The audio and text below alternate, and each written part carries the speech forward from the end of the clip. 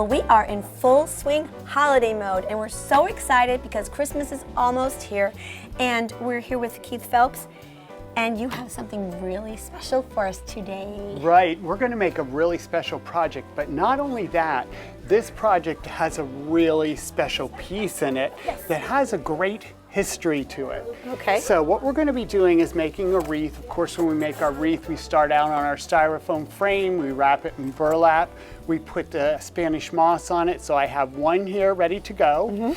But what we're going to be using on it is this Santa. These are handmade, and we get them from a company called Aunt Liz's Attic. Now, Liz, who runs that company, is the daughter of Dodie Gillette. And Dodie Gillette is the person who actually designed the original mold for this face. Wow. Aunt Dodie is now 95 years old, living in Michigan, and she watches Home and Backyard online. Isn't that incredible? Thank you, Aunt Dodie. So, hi, Aunt Dodie. Thank you so much for this. It's incredible. So, when we're working with something like this, the first thing we're going to do is we're going to do our outside ring. That's how I like to start my wreaths. And I usually use a green that's a little bit heavier to do that. And what I'm going to do is do the four corners. And then I fill it in around the outside and the inside. This just really helps and gets things spaced out evenly.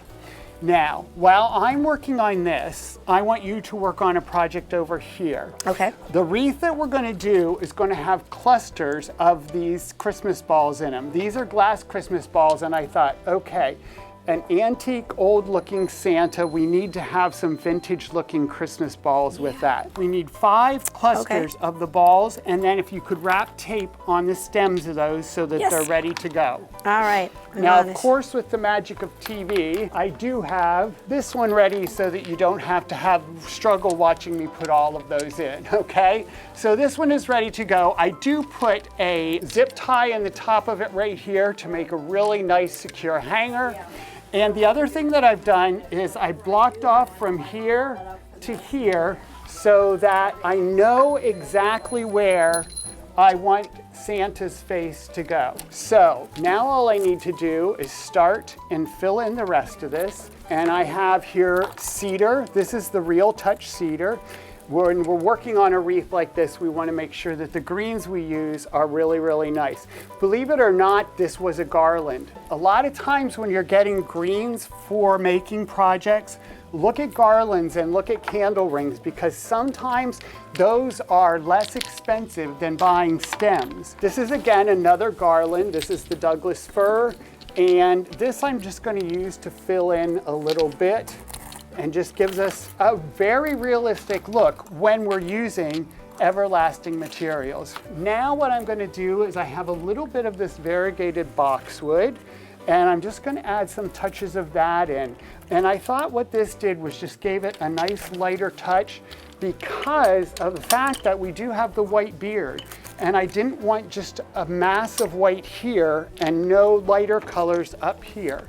Now, I have a little bit of this green right here that has a little bit of the winter frost on it. I love that. That's going to, again, add in some of that nice white. I think I want to use a little bit of the long needled pine. I love long needle pine. This is white pine, and that I'm going to actually put a little bit more towards the back. That way, it really blends in nicely. This is another boxwood right here. This is a Real Touch boxwood that has a little bit of a red berry in it. Yeah, this is nice too. Add a little bit of that in, and now I need the red berries. These are definitely an indoor red berry, and that's something you want to watch too, is making sure that if you are using everlasting berries in your outdoor products, make sure that they are going to be something that is weatherproof, okay? The surface of the berry should either give when you squeeze it, that means that it will expand and contract as the season goes on,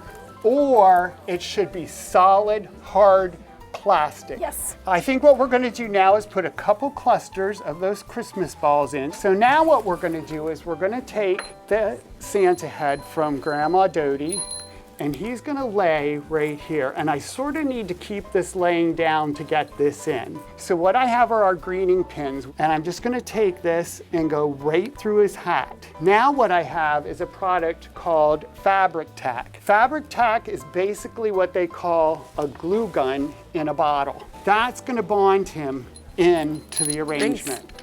Now what we'll do is just put a few pieces down through into his beard so that his beard stays where we want it. And that will go right through that beard like that.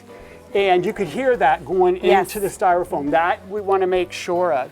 So we have the hanger right here. And just like that, we've created an heirloom piece that'll be beautiful for you to use this year and be something that you can hand down for generations.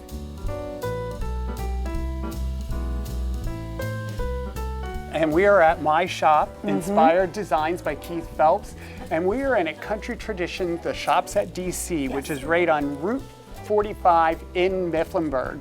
We are open 9 to 5, Monday through Friday, 9 to 3 on Saturday, and we have a winter wonderland set up right now for you to come and enjoy. Well, thanks again, Keith, and Merry Christmas, Mr. Phelps. Merry Christmas to you all. Thanks.